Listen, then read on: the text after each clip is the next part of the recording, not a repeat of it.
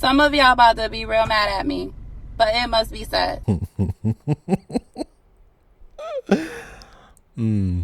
I got time today.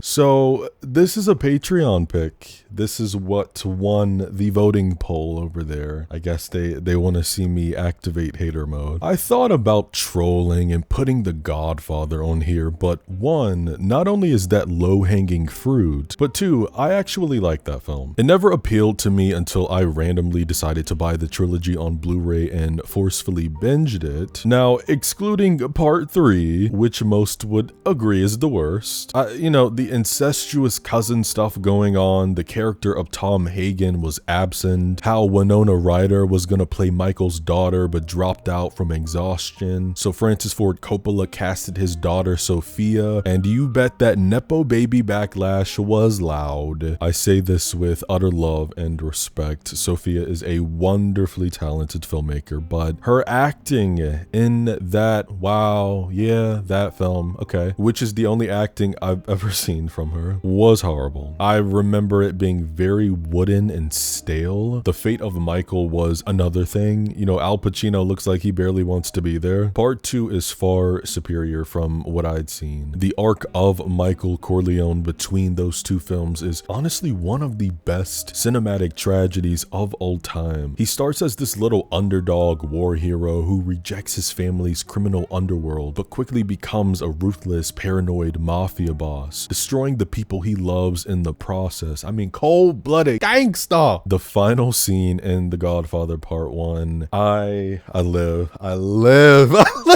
Connie is screaming at Michael because he's the cause of all this death. He orders the bodyguard to take her out of here. She's hysterical. Get her out of here. And when Michael gets Kay alone in the room, don't ask me about my business. No. This one time I'll let you ask me about my affairs. oh my God, Kay is like, is it true, Michael? And after a long blank stare, Michael is like, no.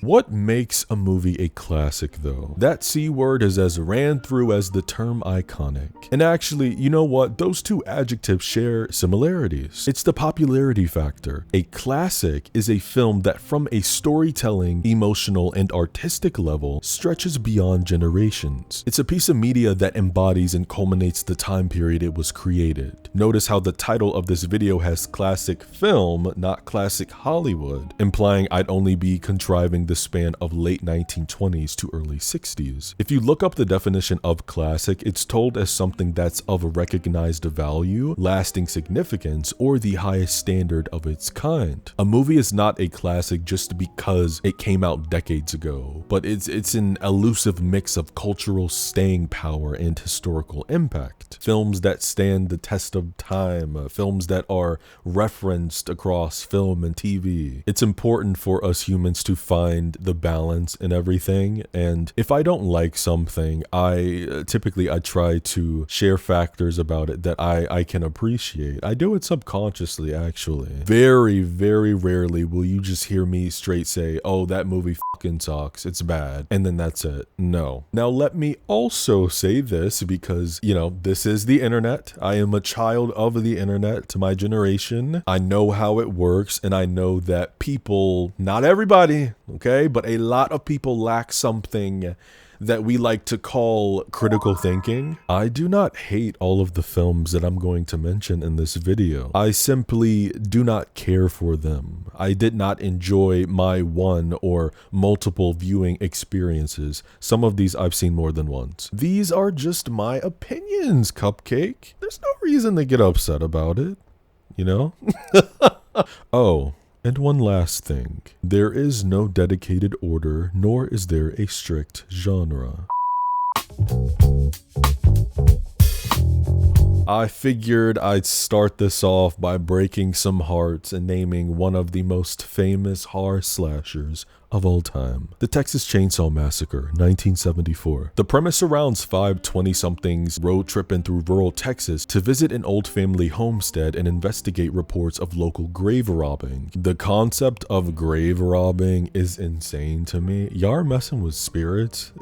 The audacity to dig up someone's grave, disturb the resting bones, to steal jewelry, clothes, you know, to steal the body itself sometimes. Like, what the hell? But yeah, these idiots pick up this hitchhiker who looks like he's been tweaking since birth, and motherfucker slices one of their arms. They run out of gas, you know the deal. They stumble across the territory of this deeply, and I mean deeply dysfunctional and disturbing cannibalistic family of former slaughterhouse workers, and yeah, they get sliced and diced. The film was released in the week of the Vietnam War and the Watergate scandal, so I mean, wow, it perfectly captured the cultural anxieties of 1970s America. And there was this deep, like, collective dread, a profound distrust, if you will, of authority. I believe everyone felt this feeling that the world lost its moral compass and pondered the idea that if you wander off the main highway, nobody is coming to save you. I think we can all agree the 70s has a certain look. Hey, that's just where we were at the time, but I hate it. I hate it. I hate it. I hate it. I hate it. We are in, should I even call this a movement? We are in times where everything is desaturated. I don't know, like, what the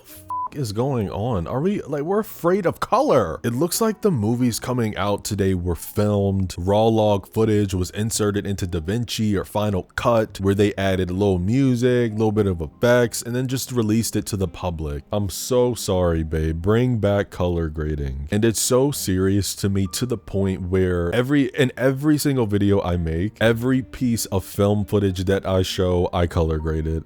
Yeah, films that take on a warm palette or even a cold one are far better than just sitting dead center with a low contrast. Either pop in color, have a designated filter, or be black and white. It shouldn't be that hard. But yeah, I get very bored with this original Texas Chainsaw Massacre. It's bad enough I have an issue with not just the look of films that came out in the 70s, but the audio. Oh my god. First thing that comes to mind is that flash camera sound effect that continues playing in the opening credits. Can't stand it. The audio quality of 70s movies are so awful, and I don't know what it is in the gain or the pitch, but when characters scream, and this is a horror movie, so you know they're going to be screaming at the top of their lungs, there is this blowout in the mic. And speaking of screaming, our protagonist, Sally, all through the final act of the film is shrieking at the top of her lungs. Oh my god, that whole scene where she's tied at the dining table with these psychopaths, I get so irritated. What's interesting about this film is that it was very low budget, so they could do but so much as far as the killings. And it's the way that the title sounds so gruesome and horrifying, but there's actually little to no on-screen blood. Tobe Hooper instead relies much on this whiplash editing, leaning on suggestion and sound to make your mind fill in the gaps. Yeah, that's good, baby. That's great, but I need blood. I need a little something. No, I don't need Saw. I don't need Hostel, but give me some. I appreciate that there's no grand explanation for the Sawyer family's madness. I don't believe evil always needs to have an explanation in cinema. None of the characters in the movie do heroic monologues either, and just live in a relentless, chaotic nightmare. The highlight, though, and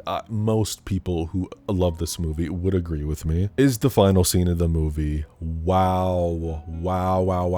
Yeah, that's horror history right there. Phenomenal in every way. Sally jumps out a goddamn window, making it outside completely hysterical, and she's chased by Leatherface with his chainsaw. I think at one point she found a man driving in a tractor trailer. That went awry. I think he ended up dying. Then this other truck comes up and she hops on the back of a pickup. Like, she makes it out alive, but alive does not mean okay. She is smiling, laughing, and screaming all at once. And you're thinking, oh my god, okay, she's out. Hooray, she's exulting. But no, that's not cheering. That is trauma. That is trauma. it's so hectic in the very final shot of the film. Oh my god, like I'm chills thinking about it. Leatherface is swinging his chainsaw around manically. The sunrise is behind him. That is peak horror cinema. That is everything to me. I really don't care about the film as a whole though. It's not particularly interesting enough to revisit every year, but that closer, 10 out of 10.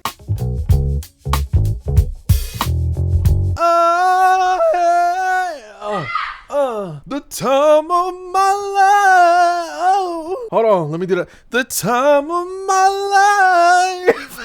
And I now Dirty Dancing, 1987. Set in the summer of 1963, we follow a broad named Frances, who goes by the nickname Baby, no comment, vacationing at this resort in the mountains. One hot night, she wanders off into the staff quarters and finds this underground party scene fueled by a style of dancing that is freaky. And she crosses paths with a guy named Johnny Castle, the resort dance instructor. So I watched this for the first time with my sister. She had already seen it multiple times. I was 14 and yeah, I was infuriated. Johnny Castle is the main reason I do not like that movie. I thought he was a complete asshole to Baby, and I didn't understand what she saw in this guy. In hindsight, of course, being older, it's because he's an older man. She's following him around like a fucking puppy dog. And it's kind of fitting because Patrick Swayze, R.I.P., had quite a reputation for being a perfectionist and controlling actor behind the scenes. The character of Johnny is, as I said, an older man, about 24, 25, and projected to be this experienced, worldly man, while Baby is the sheltered 17-year-old girl. I cannot with the age gap, like, let's be serious, guys. What is, and I feel it's like 17 is always the magic number, if not 16. Like, what's going on? Every time you turn around, there is a story with an older man and an underage girl, and it's on both ends. Like, it can, I'm saying like it's either the characters or the actual actors playing them. This whole bad boy teaching an innocent girl how to grow up is tired and it's dated. But yeah, you know, the film is playing with coming of age and self-discovery, this whole sexual liberation, and I put hard quotes around liberation. I would say the on-screen chemistry between Patrick and Jennifer is one of the film's strongest elements. I'll give it to them. They do have incredible physicality. You will never catch me rewatching this film or any of its sequels. Jurassic Park, 1993. This is a rhetorical question. But can somebody explain to me why there are 7 films in this franchise? Quickly, we follow a billionaire who uses genetic technology to clone living dinosaurs because they're still alive on this remote island off Costa Rica. I spelled Puerto Rican in this. Rican. Whoa. Selena wasn't Puerto Rican, bro. Selena wasn't Puerto Rican? No. She was Mexican. But the girl that played her Puerto Rican. That's not the point, though. Practically creating the ultimate wildlife theme park. But before the gates are open to the public, said billionaire and some other homies are invited to tour the facility to make sure the joint is safe, right? But a tropical storm happens and the island's security and automatic fences fail. So guess what? The prehistoric predators break free like Ariana Grande. I see why that movie was such a success. I mean, the man versus nature theme, right? How humans desperately want to master and control this natural world that we truly don't fully understand. There's a lot of corporate greed and scientific discovery happening, but ultimately my opinions boil down to finding this story uninteresting. I love Jeff Goldblum though. He is a national treasure. I don't know guys, maybe I just sound like I'm being Mr. Anti-Triple Aquarius. Ooh, I'm so different and hate high big blockbuster Hollywood family friendly movies. And you know what? What about it? Well, what the fuck about it? I'm sorry that I don't give a damn about this rich white billionaire and this damn churn about to get eaten alive by dinosaurs. God forbid. And I have to be so G right now. I hardly remember anything about this movie, which is saying a lot because if this really is a classic, how come it didn't capture me as a teenager when I watched it? Huh? Next! You know what? Yeah, I'm in the mood. Let's keep the Hollywood blockbuster theme going while I'm on it. Titanic, 1997. Yup. Bro, get this shit off of my screen. Jack, I'll never let go. And guess what, ho? You did exactly that. How the hell? How did she survive that? There's no way. Set in 1912, this epic romance disaster drama follows an upper-class red velvet named Rose, who's being forced to marry my baby daddy, Billy Zane. If you have been around as far to see my Tales from the Crypt Demon Knight video, you know how much I adore Billy Zane. This cowboy shit. You fucking ho dunk, po dunk, well then there, motherfuckers. I don't mind the hair, but I personally think he looks way better with the bald head, specifically in Zoolander. What the f am I doing? He's just so cool to me. I don't know, his style, like his Instagram is everything to me. I want to look this cool when I'm his age. Miss Red Velvet meets the free-spirited, broke-ass Jack Dawson. No, he's not Shane Dawson's brother, but he is a twink who got on this bougie ship after winning a third-class ticket through a lucky poker game. The two of them form this intense love affair, and there's a part where she tells homeboy, "Paint me like one of your girls under 25 years young." I think that's the line. Bro, Leonardo DiCaprio's current girlfriend wasn't even alive in 97 when this movie came out. My main issue with Titanic is this runtime. Bro, 3 hours and 15 minutes? Hello? Bitch, I went to sleep, woke up, and the movie was still playing. No film should be that long. I don't give a damn who you are. Even 2 hours and 30 minutes is low-key pushing it for me. By the way, this is a James Cameron film, and look, I know cliche when I see it. I'm not alone with this. Many critics describe the writing as on the nose. Let the acting do the heavy lifting, brother. I cannot fault the world for loving a love story. This is, after all, a historical fiction. I'm just not really a hopeless romantic, and I don't find this writing compelling. The real villain here is that iceberg, but hey.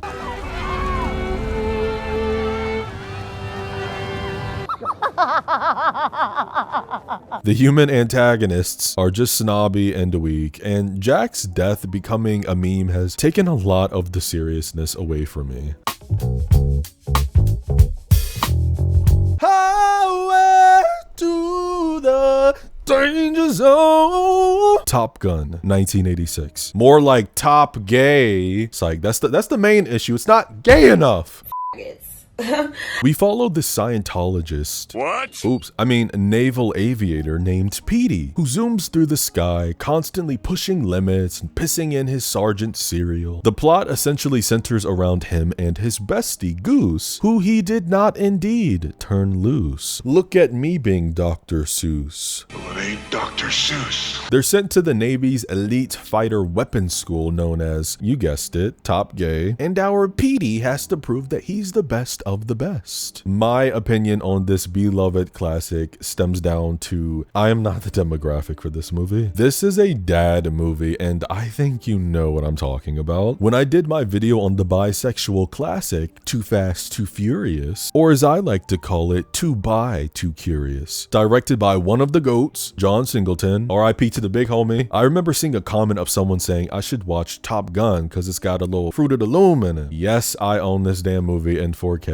Will I ever watch it again? Maybe in 20 years. My biggest beef with this movie is that Maverick, which is the character Peter's middle name, by the way, he doesn't have an arc. He starts the film off incredibly smart and skilled, and by the time the credits roll, nothing has changed. How many fucking times do I need to say it on here? That is one of the most important, like arguably number one. That is one of the most important aspects when it comes to creating a movie, writing a script. We need to see our characters change, especially the protagonist, for the better or for the worse. A supporting character in the movie dies, and there's supposed to be like this pressure put on Maverick for the blame, but it's completely cleared within minutes. So no change and no stakes. Got it. The narrative keeps treating Maverick's crisis of confidence as a personal character flaw that he must overcome, instead of positioning it as a trauma. The long sequences of flying in the air are very cool, don't get me wrong, but they can also come off very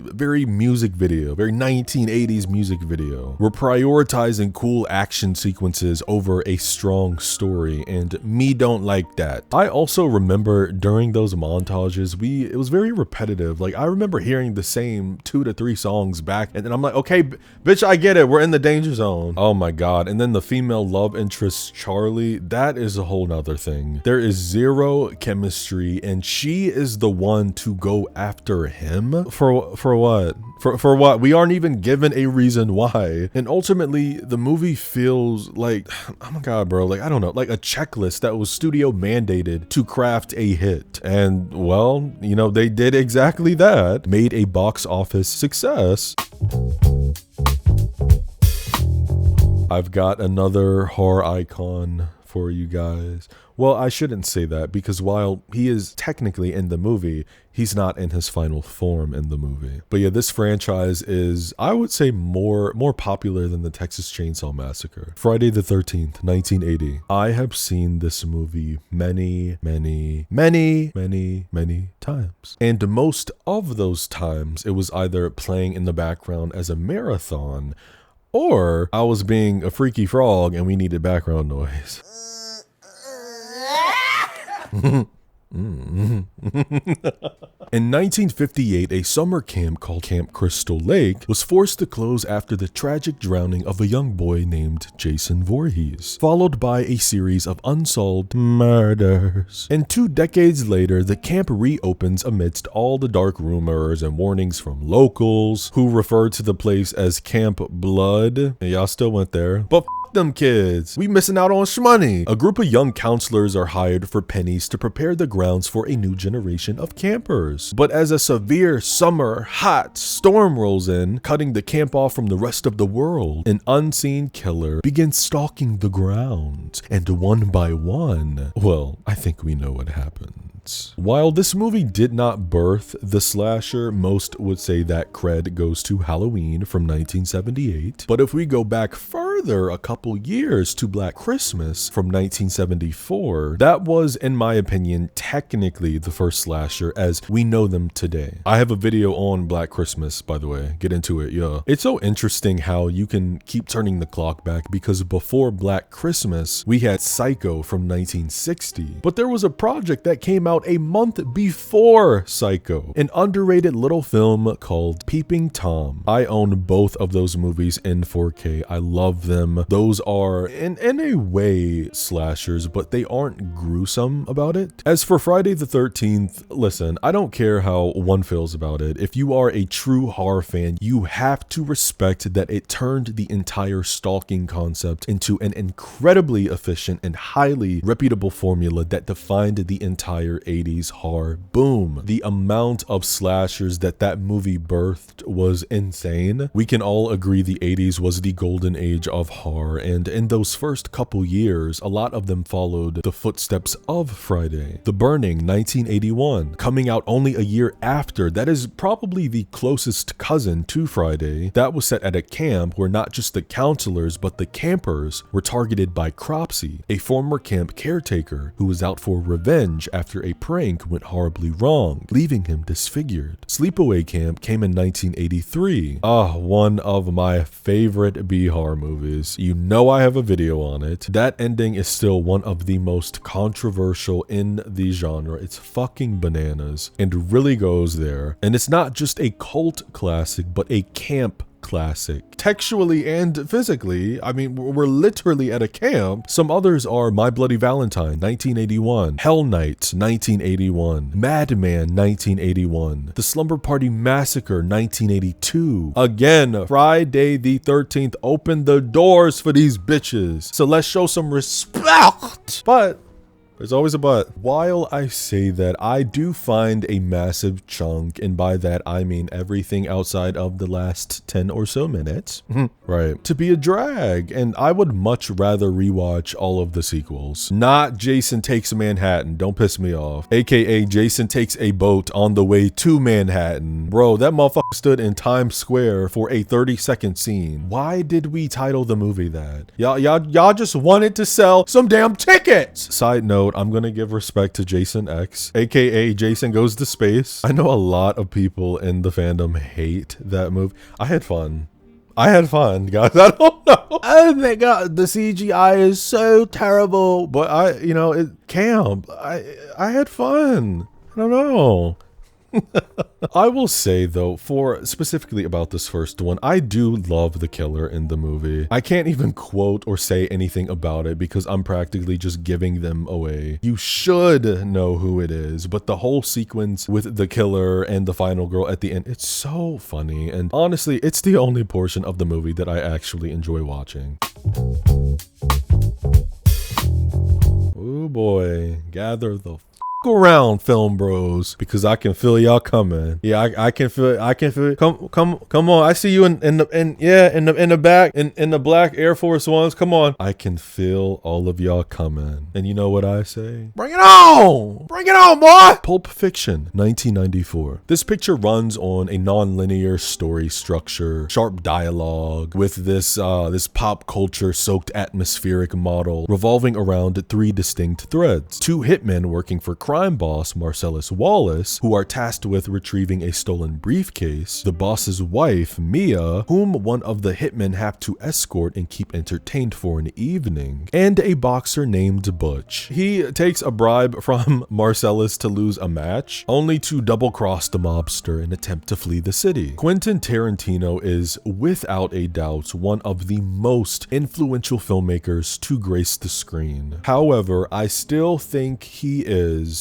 and I would say this straight to his face, a fucking weirdo. There was a leak from a lost 2003 Howard Stern show interview where Tarantino defended Roman Polanski for raping a 13-year-old girl. And an adult has sex with him. I believe that's right. Look, okay, I don't believe that's rape. I believe it's against the law. Right. All right? I believe it's rape. I don't believe it's rape. I mean, not at 13. Not for these 13-year-old party girls. Oh, my God. Really? 13-year-old party girls. What is that? He didn't rape the 13-years. It was statutory rape. Yeah, all right. All right. Well, that's not quite the same thing. All right? come on. Enough said. She was down with it. Oh, you're easy. I'm smack one of you bitches.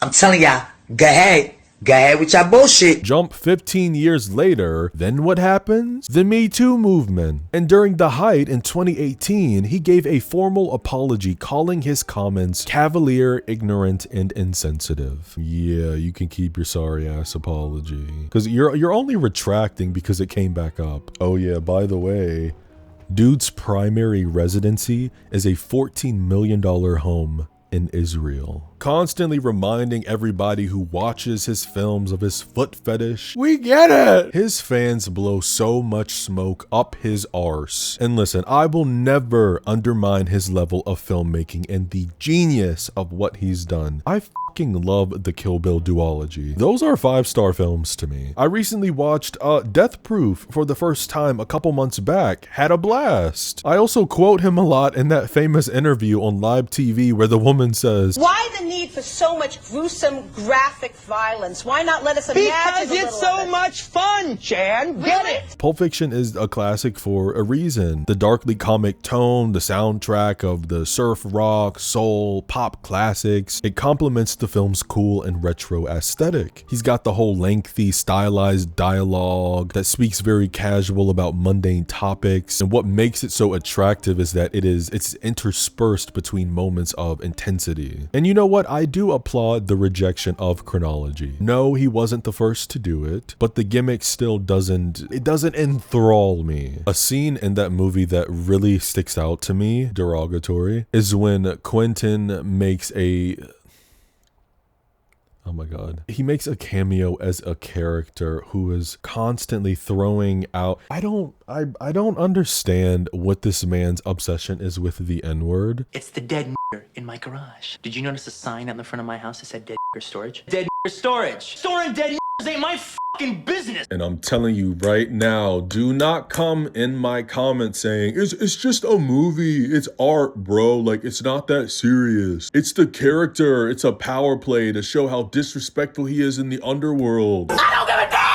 Cut the shit. Let's stop acting stupid. This is a shield. Quentin wrote this movie himself. You wrote to play this character, to say that, to give yourself a pass, to say this on screen in public without repercussion. Like, oh my god, I cannot stand this man. People want to use the excuse of, oh my god, there is murder, there's robbery, there's rape in this movie. So there's everything. So why are you so hung up on a word? And that You're still not getting it. I don't care that your mommy dated black men in the 70s and they took you to go see blaxploitation movies in the cinemas. Watch your fucking mouth. It's not just Pulp Fiction, which, by the way, it's said 20 times in that movie, but in The Hateful Eight, it's said about 65 times. Yes, people have counted it. In Jackie Brown, it said 38 times, and in Django Unchained, it said 110 times. Again, this loser is obsessed with that word, and it's all the, oh my god, the clips of him fucking code switching in front of black people. But I think that's a damn shame. This motherfucker here. Yeah. Say, hey, listen, I just need a hand job. What's going on, my man? All good, man. All good. Hey, I'm still loving what you do, man. I appreciate it, man. I don't know how to do that. All right, you know, so he put it on a cassette tape. Then Jamie, my man. My man.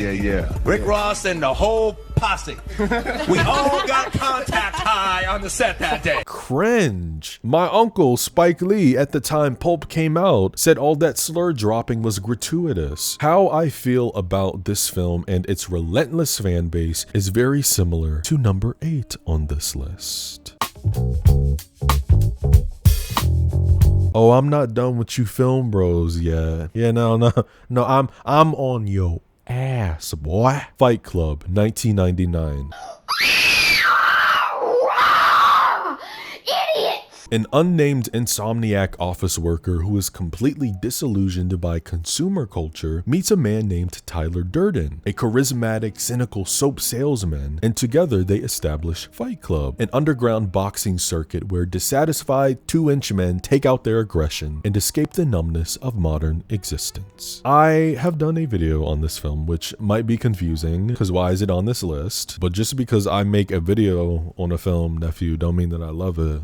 What are we talking about? This is, oh boy, this is the Film Bro starter pack, right? It is without a doubt, on a filmmaking level, incredible. Yes, it's got a desaturated, sickly green color palette, no comment, but I think David Fincher is great. I like him. There are cool visual effects, editing, the hyper electronic score by the Dust Brothers slaps, and its cult status simply cannot be denied. However, the movie is a sharp satire of toxic masculinity, which is already, not even already, it's been a cringy and overused term, touching on the dangers of cult-like groupthink. Yet the edgelords who worship this movie have it shoved so far up their booty holes that they turn into the monsters the narrative is critiquing. The anti-consumer rants the protagonist goes on, while stylish, are quite shallow. No, I'm not the first one to say this. This was a big critique. We're given a big old loud, you know, rah rah rejection of society,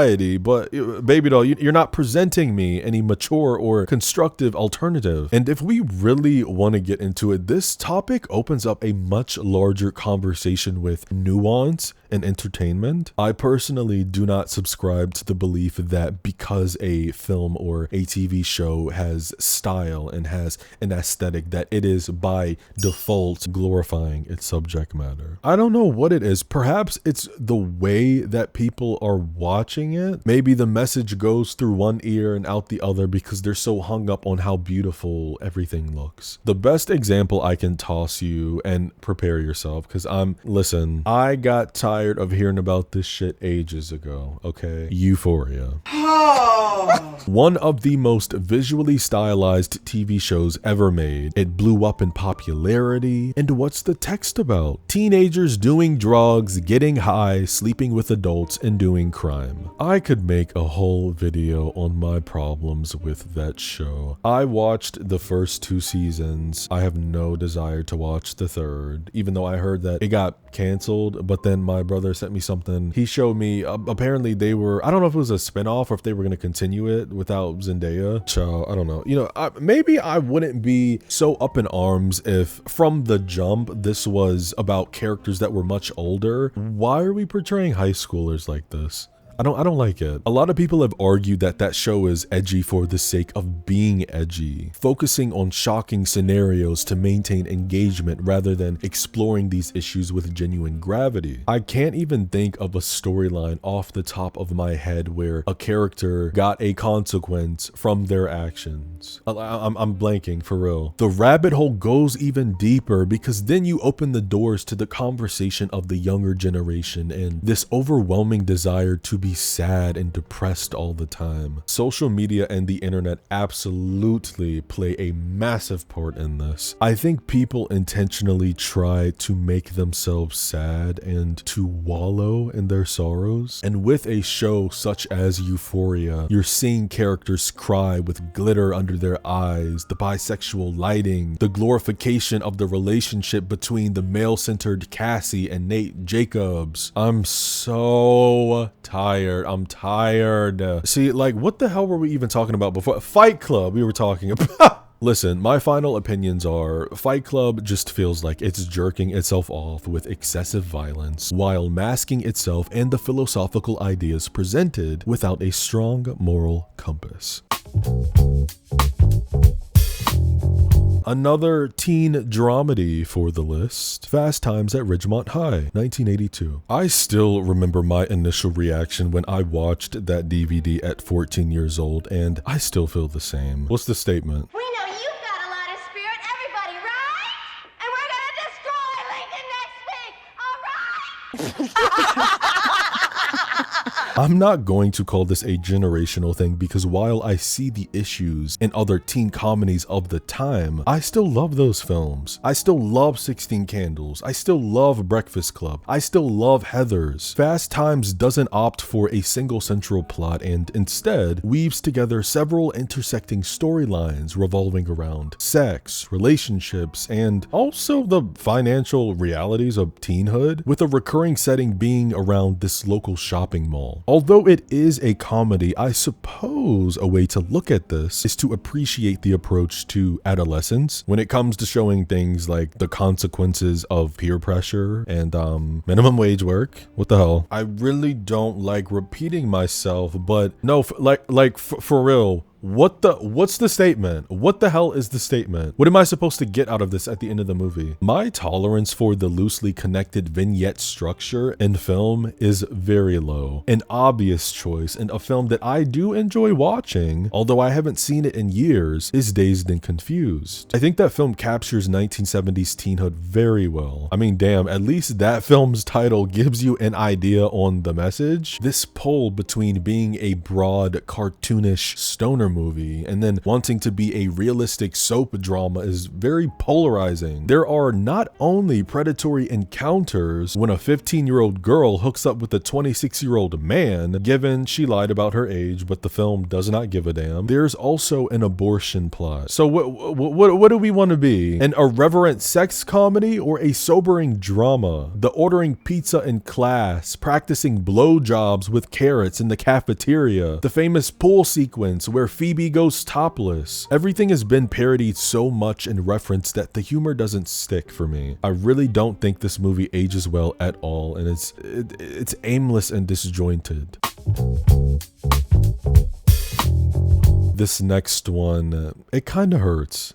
You know, this is an unfortunate example of when I cherish a remake much more than the original. Suspiria, 1977. Let's ask Aretha Franklin what she thinks about the original Suspiria. Okay, great gowns, beautiful gowns. This Dario Argento picture is a landmark in Italian horror. That man really does the vivid, dreamlike, saturated Technicolor like no other. Every scene is moody boots, filled with striking geometric set designs and this aggressive, progressive rock score. It follows a young American ballet student who just touched down in Germantown to attend a prestigious exclusive dance academy, where increasingly bizarre shenanigans start happening. Don't get me wrong, guys. I love a surreal fever dream, and we get that. It also centers the occult, something I adore in cinema, but Luca Guadagnino's 2018 remake does it better. I don't care. I don't care. I don't care. I don't care. I don't care. Luca's version does not hold your hand. You have to piece things together. There are so many themes being stirred into the pot. That is a film. I'm gonna say it again. There is a difference between a movie and a film.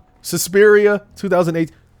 Film. Dakota Johnson's wig pisses me off, but that's besides the point. Dakota revealed that she had to go to therapy after filming that movie. Not that it was traumatic, but in the sense that, how do I say this without you rolling your eyes at me? When it comes to the art of acting, you are essentially opening yourself up to certain energies, possession, if you will, good or bad. And when production wraps, that energy can follow you unless you do the work to get it out. The next and final film on this list is a perfect example.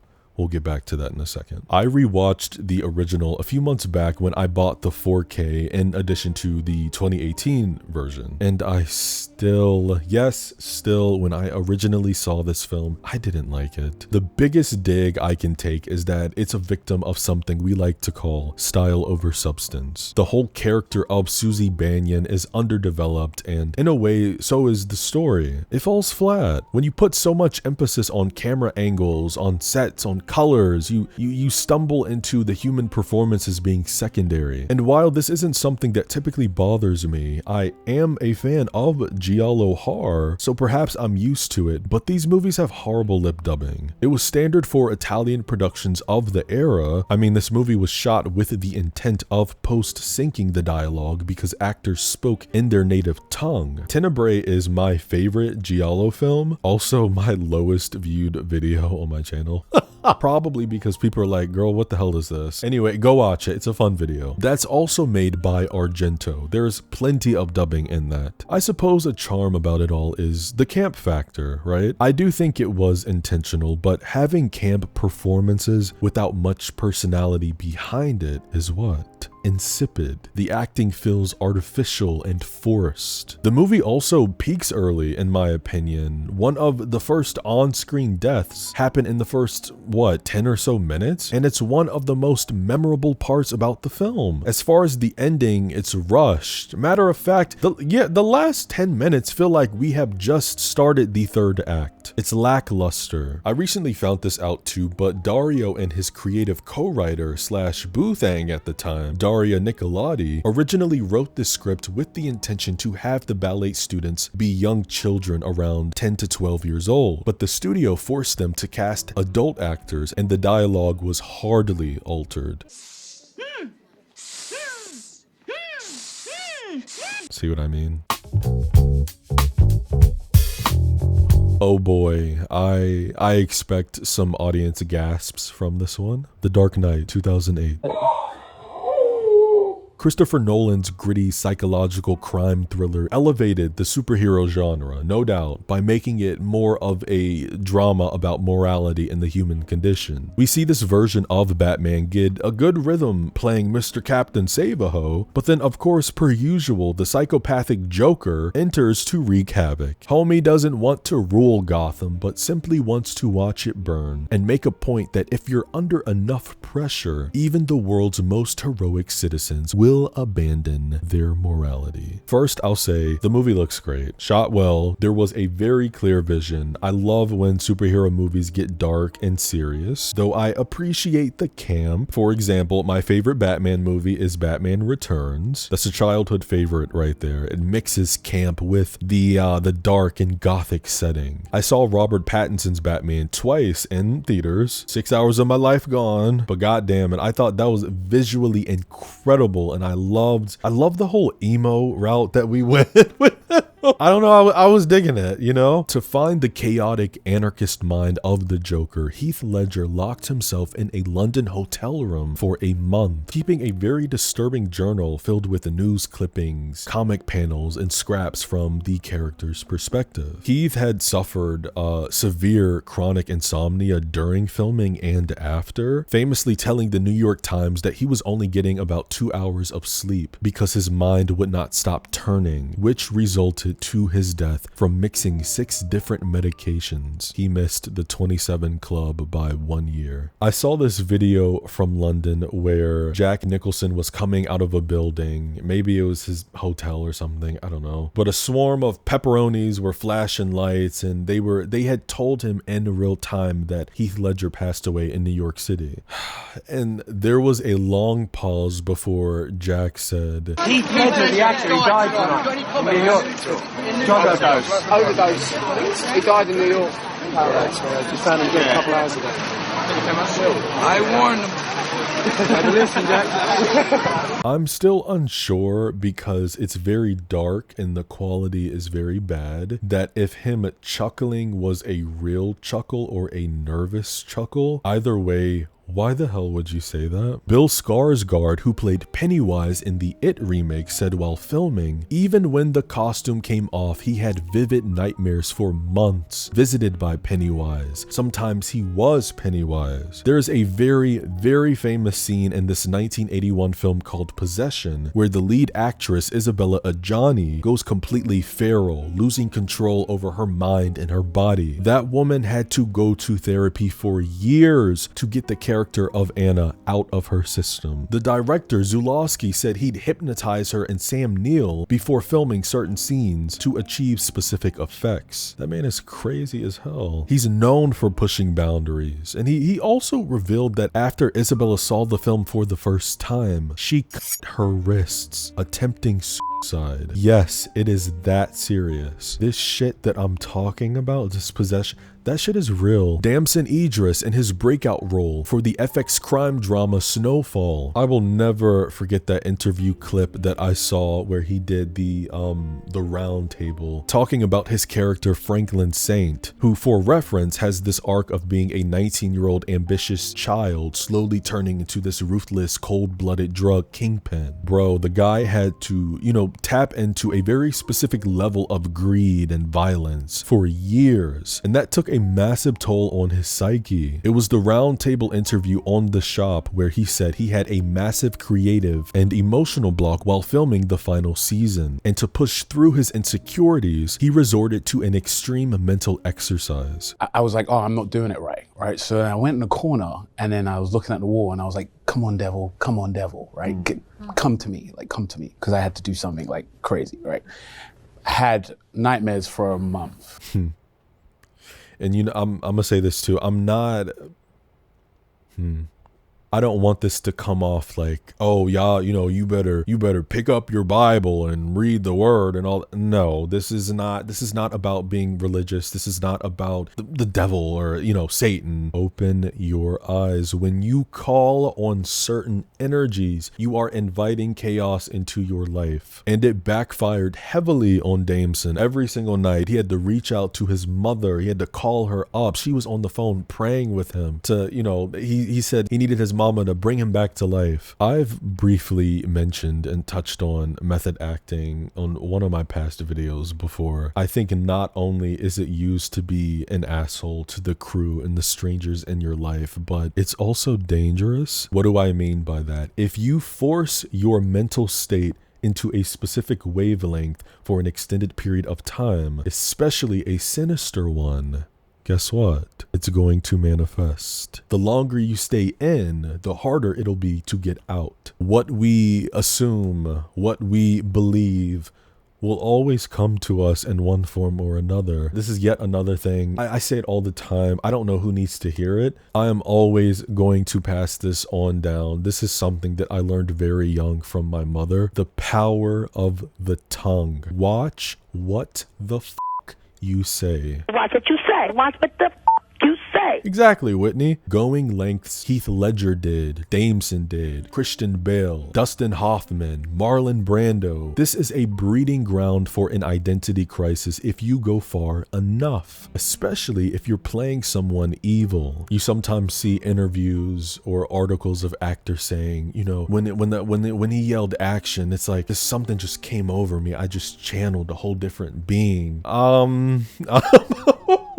Like, ooh, y'all are letting essentially a foreign entity step behind the wheel, thinking that, oh, when the director yells cut, you know, it'll just, you know, come out of me. No, it don't work like that. You are letting a ghost, letting a demon, letting a spirit borrow your skin. And let me add this too, you know, I'm not calling acting demonic, and that everyone who does it or who wants to do it for a living will experience it. No.